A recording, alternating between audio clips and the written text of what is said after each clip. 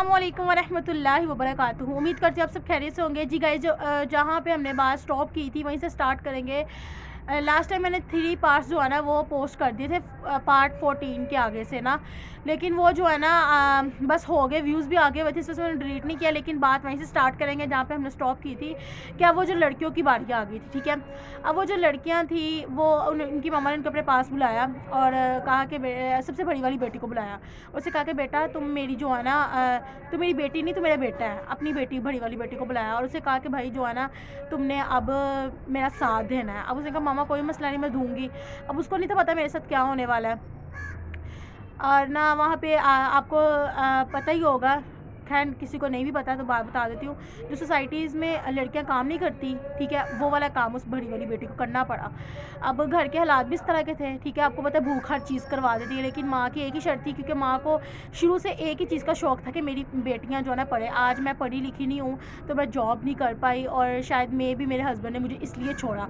लेकिन जो है ना अगर मैं पढ़ लेती तो शायद मेरा हस्बैंड मुझे ना छोड़ता। तो मैंने अपनी बेटी को इतना काबिल बनाना है कि वो अपने पैरों पर खुद खड़ी हो सके। अब वो माँ को क्या पता था बेचारी को कि घर के हालात इस तरह के हो जाएंगे। फिर बड़ी बेटी ने कहा कोई मसला नहीं मम्मा। अब वो वहाँ पे ना मोहल्ले में एक आंटी रहती थी, वो ना ऐसी लड़कियों को ना गाँव के रहने वाली स्टोरी सुना रही हूँ। तो गाँव में ना जो गरीब से गरीब बंदा होता था ना, उनकी बच्चियों को वो जो आंटी थी ना वैसे घरों में रखवाने के, उसको क्या फ़ायदा, वो उसने अपने हस्बैंड को स्पेशल रिक्शा दिया, ठीक है, और वो रिक्शे में जो है ना अपनी इस तरह से ना जो लड़कियाँ रखवानी होती उसका उन्हें कहती थी कि मैं रखवा दूँगी।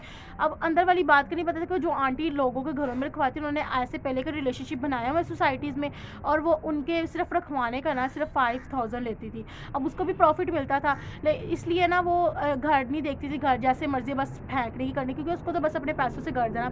अब माँ थी, माँ हमेशा हर माँ अपनी बेटी की पहले इज्जत देखती है।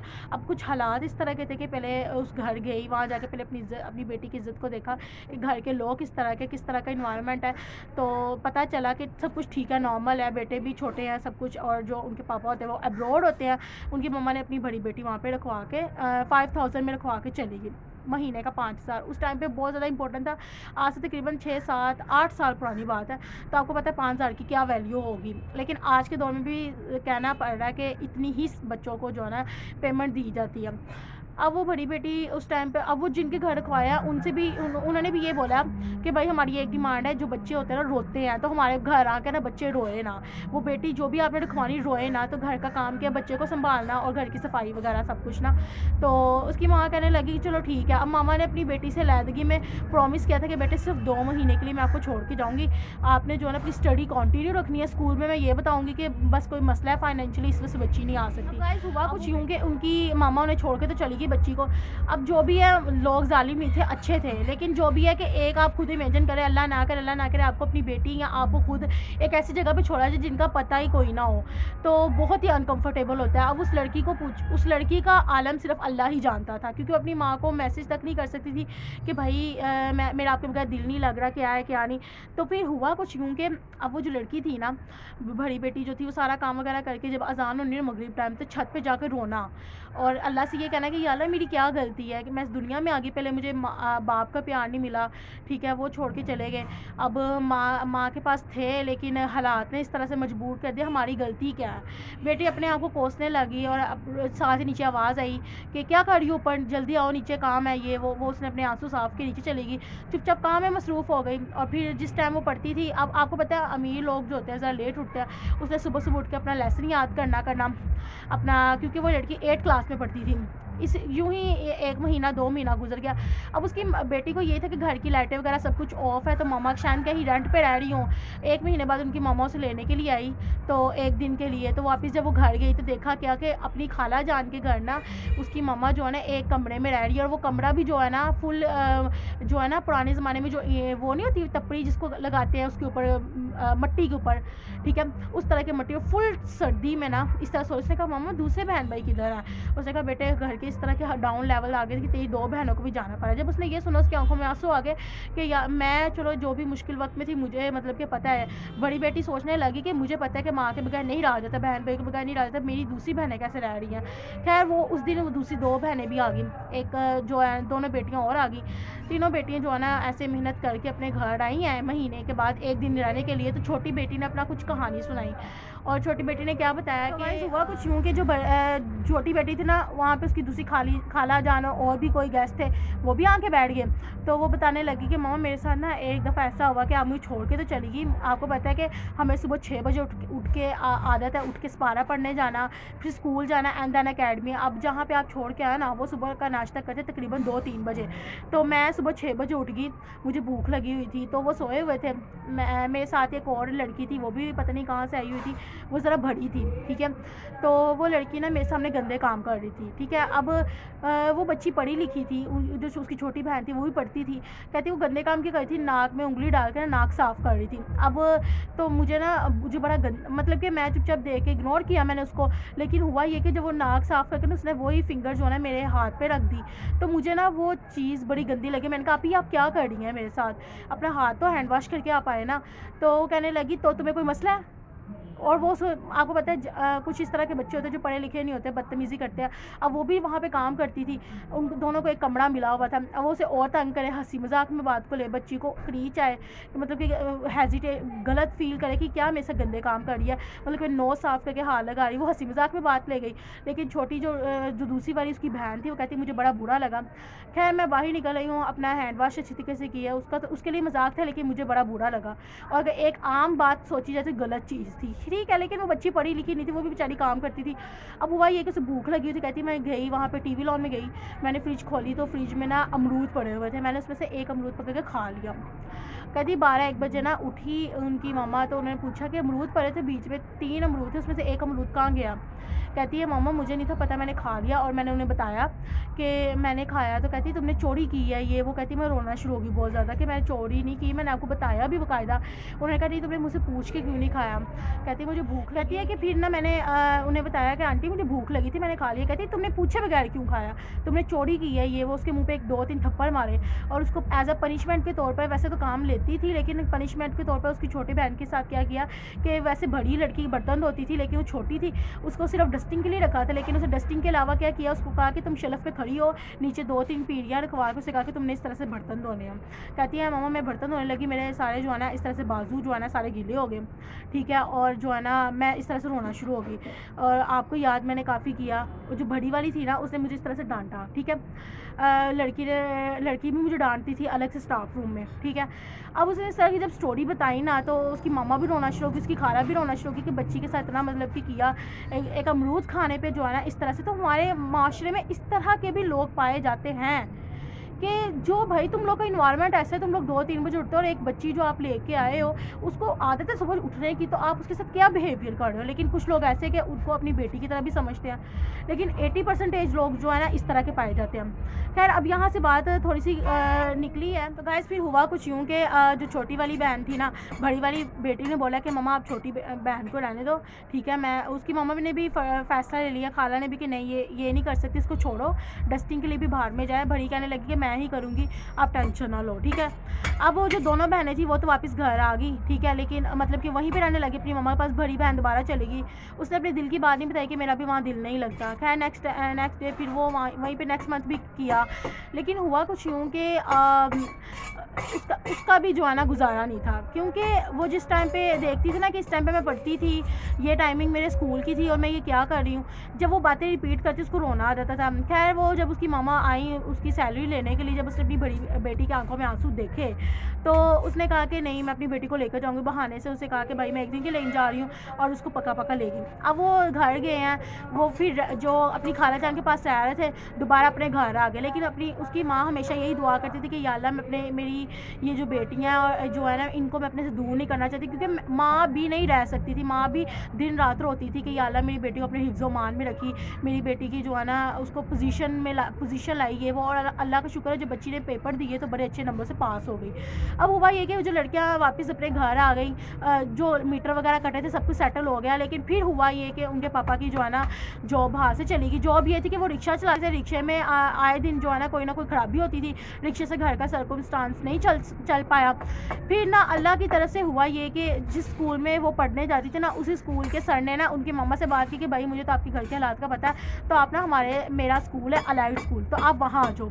अब उसकी मम्मा कहने लगी अलाइड स्कूल के लिए क्या मतलब, कहती है आप ना अलाइड स्कूल आया जी की जॉब कर लेना और मैं आपको रेंट पे जो है ना, रेंट पे नहीं सॉरी, एक आपको क्वार्टर दूंगा, वहाँ पे अपने बिजली वगैरह सब कुछ फ्री, गैस भी फ्री, सब कुछ, लेकिन ये है कि पूरा स्कूल आपको हैंडल करना पड़ेगा, सारी सफाई वगैरह। मैंने ये सोचा कि भाई इससे बड़ी क्या अपॉर्चुनिटी मिल सकती है कि मेरी बेटियाँ मेरे पास रहेंगी और मतलब कि पार्ट टाइम मैं अपनी बेटियों से सारा जो है ना सारा स्कूल वगैरह नीट एंड क्लीन करवा लूँगी और जो मॉर्निंग टाइम होगा उस टाइम में मेरी बेटियाँ स्कूल से पढ़ के आ जाएंगी और मैं जो हूँ ना एज आ आया के तौर पे काम कर लूँगी। और जो उनके हस्बैंड थे उनको भी जॉब मिल गई सिक्योरिटी गार्ड की, अल्लाह ने उनका वसीला बनाया। बच्चियाँ भी बड़ी खुश कि अब हम अपनी माँ से कभी भी दूर नहीं जाएंगे, पर उनको क्या पता था क्या होना है। खैर अब वो अपना ज़ाती घर छोड़ के, बल्कि वो घर भी उन्होंने रेंट पे दे दिया, ठीक है, और वो वहाँ से स्कूल में चले गए। जिस स्कूल में गए वो स्कूल अलाइड स्कूल था, ठीक है। अब वो अलाइड स्कूल में चले तो गए लेकिन स्कूल बहुत बड़ा था, मतलब कि वो स्कूल इतना बड़ा था कि वहाँ पे इतना बड़ा एक अलग सा असेंबली हॉल था, एक जो था ना गार्डन था, काफ़ी बड़ा गार्डन, एक जो था ना झूलों वाला एक हॉल था, फिर क्लासेस बहुत बड़ी थी, ठीक है, लैब अलग थी, physics lab, chemistry lab, bio lab, office भी दो थे, प्रिंसिपल के अलग, स्कूल के अलग, और इस तरह से ना। लेकिन उसकी माँ ने यही सोचा कि भाई मेरी बेटियाँ पढ़ जाएगी और मुझे क्या चाहिए। अब हुआ ये कि उनकी मामा ने सुबह के टाइम उन्होंने बच्चों को गवर्नमेंट स्कूल डाल दिया, जो 2 बेटियाँ थी उनको जो है ना कॉलेज डाल दिया, गवर्नमेंट ही बस लेने के लिए आती थी सुबह के टाइम, ठीक है। अब बच्चों ने क्या करना, सुबह स्कूल जाना, स्कूल से वापस 2 बजे तक आ जाना, आके मामा ने तब तक आया का काम करना, यानी कि टीचर्स की चीज़ें ये वो जो भी है, और जो उनके पापा थे वो गार्ड का काम करते, सिक्योरिटी गार्ड का। फिर हुआ ये कि जब 2 बजे उनकी बेटियां आ जाती थी, फिर मामा रेस्ट करती थी, ठीक है, और उनके पापा भी रेस्ट करते थे। बेटियां फिर जो थी काम डिवाइड कर लिया कि एक ने जो है ना क्लासेस साफ़ करनी है, एक ने ग्राउंड को पकड़ लिया कि भाई ये बड़ा वाला ग्राउंड मैं नीट कर लूँगी, दूसरी ने कहा कि मैं ये कर लूँगी, और एक ने कहा कि मैं ऑफिस वगैरह कर लूँगी। इस तरह से काम डिवाइड कर लिया। अब स्कूल से आके उन्होंने सब ने आते सारी बस सांस लेना है, देखना है कुछ पका हुआ पड़ा हुआ है खाने के लिए, ठीक है, अदरवाइज सब ने अपना काम स्टार्ट कर लेना है। एक ने डस्टिंग करनी है क्लासेस में सारे बेंच की, एक ने सफाई वगैरह सब कुछ ये। और गाइस ये करते करते फिर ये करते करते ना वो चारों बेटियों की जो है ना टाइमिंग तकरीबन मगरिब हो जाती थी, मगरिब भी नहीं सॉरी ईशा हो जाती थी, स्कूल काफ़ी भरा था। ये करते फिर घर का अपना भी उन्होंने खाना वगैरह बनाना, मामा तब तक उनकी खाना बना देती थी, उन्होंने खाना खा के फिर अपना स्कूल का लेसन याद करना रात को तकरीबन ईशा के बाद 8-9 बजे के बाद। फिर क्या करना, लड़कियों ने अपना वैसे कमरा भी था, लेकिन ये था कि जो है ना कमरे में क्वार्टर का जो कमरा था उसमें मामा वगैरह बाकी जो चारों बेटे थे उन्होंने क्लास डिस्ट्रीब्यूट कर ली कि पीजी क्लास में मैं सोऊंगी, एक ने कहा कि 10th क्लास में मैं सोऊंगी, एक ने कहा मैं मतलब कि क्लासेस डिस्ट्रीब्यूट इसलिए की कि भाई रात को उठ के पढ़ना भी होता है। लड़कियों को पढ़ने का पहले ज़िंदगी से शौक था, क्योंकि माँ को पढ़ने का शौक था, माँ की जो जीन्स है 100% आपको पता है बेटियों में तो जाते ही हैं। अब बेटियों ने क्या करना, रात को 12-1 बजे उठ के अपना जो है ना लेसन सो जाना, थके टूटे हारे, फिर रात को उठ के अपना होमवर्क वगैरह सारा पढ़ना।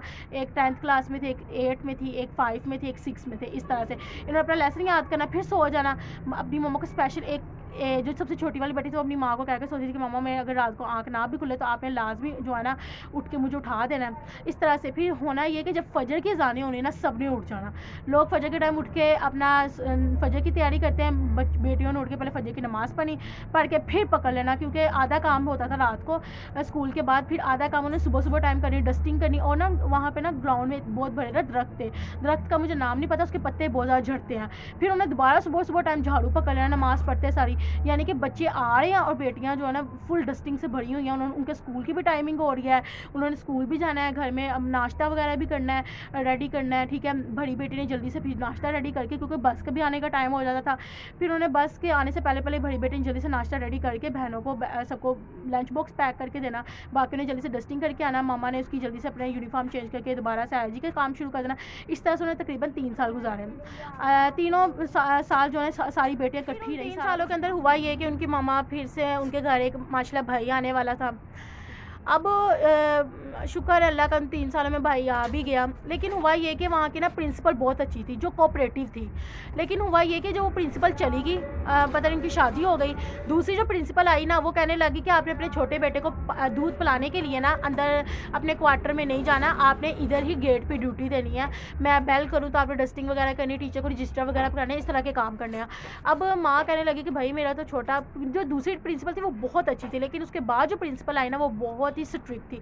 अब माँ कहने लगी कि मैं तो पिलाऊँगी, मैं अपने छोटे बच्चे को भी नहीं छोड़ सकती। इस तरह की ना कुछ इस तरह की बातें अंदर हुई और उन्होंने कुछ उसकी मम्मा के साथ बहुत ज़्यादा मिसबिहेव किया, जिसकी वजह से उसकी मम्मा को वो स्कूल छोड़ना पड़ा, ठीक है। लेकिन ये था कि जब उनकी मम्मा स्कूल को छोड़ कर चली गई, लेकिन देखते कहते हैं ना किसी की बददुआ लगती है, लेकिन क्योंकि बच्चों का इतना अच्छा सकम चल रहा था सब कुछ, लेकिन पता नहीं क्या बददुआ लगी कि स्कूल भी चल ना पाया और अब वो स्कूल बंद होकर रह गया हुआ, ठीक है। अब हुआ ये कि दोबारा उसकी मम्मा को, क्योंकि टीचर बहुत स्ट्रिक्ट थी और मिसबिहेव बहुत ही ज़्यादा था, इज्जत से बढ़कर कोई चीज़ नहीं होती। फिर दोबारा उनकी मम्मा अपने घर दोबारा पुराने चलेगी, ठीक है। फिर से हालात कहीं पर डाउन लेवल पे आ गए। अब बड़ी बेटी को फिर से रेडी होना पड़ा कुछ करने के लिए। 10th क्लास में थी वो, ठीक है। 9th क्लास 8th क्लास उसने वहीं पे लाइट स्कूल गुजारी। 10th क्लास जब वो 10th क्लास में थी ना, वो अपने घर चले गए। फिर घर के हालात काफ़ी डाउन हो गए। अब वो मोमेंट था जब बड़ी बेटे को दोबारा से कुछ करना था। उसने अपनी मम्मा को यही कहा, मम्मा मैं आपके पास रहूँगी, आप मुझे अपने पास रखो, लेकिन आप मुझे दूर ना रखो, अपने पास रख के सुबह से लेकर शाम तक कोई भी जॉब करवा लो, कुछ भी करवा लो, लेकिन मैं आपके साथ ही रहना चाहती हूँ, क्योंकि मेरा कहीं भी रात को नींद नहीं आती मुझे आपके बगैर। चाहे जितने अच्छे लोग होते बुरे नहीं होते, लेकिन फिर भी मुझे नींद नहीं आती। मैं उस टाइम पे सोचती मैं अपनी बहनों के साथ हूँ, मेरा दम घुटता है। और आपको पता है गाँव का बच्चा उठ के सोसाइटी में जाए तो ये बहुत ही ज़्यादा मुश्किल होता है वहाँ के इन्वायरमेंट में कंपनसेट करना, ठीक है। अब हुआ ये कि वो फिर दोबारा से फिर वो आंटी आ गई, उसने कहा कि तू टेंशन ना ले। अब वो लड़की पहले तो सिटी के अंदर रह के ही काम करती थी, कहीं पे रहती थी रात दिन के लिए, लेकिन उसको अब आउट ऑफ सिटी जाना पड़ा, ठीक है, क्योंकि वो अच्छे लोग थे। क्योंकि माँ की हमेशा यही डिमांड होती थी कि भाई मैं अपनी बेटी को वहीं पे काम के लिए छोड़ूंगी जहाँ पे मेरी बेटी की इज़्ज़त महफूज रहे और वो पढ़ने की परमिशन भी दें, ठीक है। अब वो जिनके घर गई वो इस्लामाबाद चली गई, ठीक है। अब इस्लामाबाद किसी डिफेंस में थी या पता नहीं कौन से फेज़ में थी काम के लिए, ठीक है। सारा काम वगैरह करते उस घर में जो थी 2 बेटियां थी जो कि डॉक्टर थी, ठीक है। और उसके अलावा जो थी ना, जो उनका हस्बैंड थे वो बूढ़े हो गए हुए थे, वो भी डॉक्टर थे। सारे जो है ना अपने अपने हॉस्टल में ही रहते थे, सिर्फ उनकी माँ ही घर होती थी। अब वो लड़की को आदत थी, वो 10th क्लास में थी, उसने बायो फिज़िक्स केमिस्ट्री की तैयारी करनी होती थी। अब उसकी आदत है उठने की, जिसके घर वो रहने गई हुई थी उनकी आदत है तकरीबन उठने की सुबह के 1 बजे की, ठीक है। अब लड़की सुबह 6 बजे उठ के सारा अपना काम खत्म करके बैठ गई। एक दिन हुआ ये कि कहने लगी उठ के, तो सोचा कि मेरे पेपर भी करीब हैं, 2-3 महीने तक मेरे पेपर आ जाने हैं, बच्चे कहीं आगे ना चले। बेटियाँ उनकी बहुत लाइफाइक थी, ठीक है, उन्हें पता था मेरी माँ किस तरह से पढ़ा रही है। तो अब हुआ ये कि वो 1 बजे उठती थी, उसने उठने से पहले सोचा कि मैं जल्दी से डस्टिंग करके सफाई करके किचन का काम खत्म करके बैठ जाऊँ और पढ़ती रहूँ, ठीक है। उसने काम खत्म करके बैठी, लड़की को कहने लगी कि तुमने इतनी जल्दी काम कर लिया, मेरी काम वाली जो आती थी वो तो इतना टाइम लगा के काम करती थी, इधर आओ ना ज़रा, तुमने जिम के नीचे से सफाई की, वो पता नहीं क्या था, रनिंग वाला वट एवर जो भी था। कहती है कि तुमने यहाँ से सफाई नहीं की, यहाँ से नहीं की, ये देखो इतने बाल, ये वो उसके मुँह पर एक रख।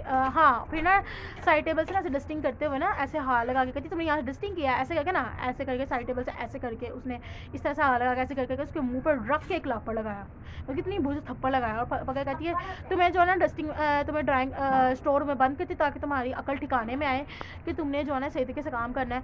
अब वो लड़की को बंद कर दी, वो लड़की रोने लगी कि मतलब कि मैं तब सोचा कि जल्दी मैं पढ़ लूँगी, ठीक है, लेकिन ये क्या हुआ कि मैं डस्टिंग तो मैंने की थी, पता नहीं शायद खिड़की खुली थी इस वजह से डस्ट आ गई दोबारा। उसने उसको काम चोर कह के बंद कर दिया। तकरीबन आधे घंटे बाद खोला और उसको खाना दिया और फिर उसे कहा कि अब तुमने आगे से इस तरह से काम नहीं करना, ठीक है। अब वो दोबारा बेचारी स्टोर रूम से निकली, अपना काम करने लगी और फिर ना अगले दिन ना उसने ना काम किया ही नहीं। तो गाइस हुआ फिर ये कि उन्होंने ना इस तरह से कहा। अब वो लड़की कहने लगी कि मैं उनके उठने से पहले तो काम नहीं कर सकती, तो उन्होंने कहा कि उठ के ना कहती है कि चलो मैं अब काम नहीं करती, कल भी थप्पड़ पड़ गया था। उसने कहा कि चलो मैं अब इनके उठने से पहले 12-1 बजे तक उठती, तब तक मेरे पास कितना टाइम है पढ़ने के लिए। वो फिजिक्स की न्यूमेरिकल करने लगी, केमिस्ट्री की रिएक्शन करने लगी। इतने में ना वो पढ़ती ऐसी थी खिच करके ऐसे दिस इज़ ये वट एवर, ये वो केमिस्ट्री बायोलॉजी इस तरह से मुंह के अंदर पढ़ना, ठीक है। कुछ लोगों को आदत है ऊंची आवाज़ से पढ़ने की। इतने में ना उनकी वाइफ उठ के कहती हैं तुमने बड़ी PhD की डिग्री हासिल कर लेनी है, हो तो तुम काम वाली और तुमने काम वाली ही रहना है।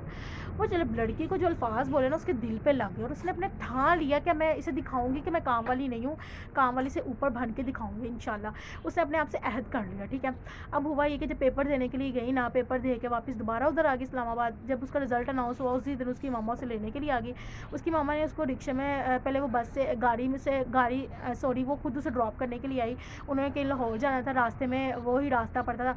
उन्होंने रास्ते में अपनी उसकी उनकी बेटी को ड्रॉप किया, तो उसकी बेटी ना अपनी मामा के साथ ना रिक्शे में बैठी, तो उसकी मामा ने उसको बताया कि तुझे पता है मैं जब स्कूल गई ना तेरा रिजल्ट लेने के देखने के लिए, तो तेरी प्रिंसिपल स्पेशल उठ के मुझे हक किया। उन्होंने बताया कि आपकी बेटी टॉप उसने किया पूरे बोर्ड में, ठीक है। तो वो उसकी बेटी की आंखों में आंसू आ गए, कहती नहीं मुझे नहीं यकीन आ रहा। और उसकी बेटी की वजह से उसकी दूसरी 2 बहनों को भी मज़ीद इज़्ज़त मिली कि आपकी बड़ी बहन इतनी मतलब कि अच्छी है, हार्ड वर्किंग है, तो दूसरी बहनें कैसी होंगी। और उसकी मामा की आंखों में आंसू नहीं थे रुक रहे कि मेरी बेटी कैसे टॉप कर सकती है, ठीक है। और बड़ी बेटी को यही था कि पता नहीं बच्चे कहीं आगे ना चले जाए, मैं हमेशा पीछे रहती हूँ, स्कूल में भी मेरी एब्सेंट की वजह से अच्छी नहीं है परसेंटेज, उसको ये टेंशन थी। लेकिन जब उसने देखा तो सिर्फ ये क्या था, कामयाबी की वजह क्या थी, पहला ये कि उसकी माँ की दुआएं, ठीक है, अपनी माँ का उसने साथ दिया। दूसरा ये था कि उसकी हार्ड वर्किंग। तीसरा ये था कि वो रुकी नहीं थी, उसने अपनी हिम्मत नहीं थी तोड़ी। तो गाइज़ ये इसकी स्टोरी से हमें क्या क्या सबक सीखने को मिलता है, अपने अंदर मोटिवेशन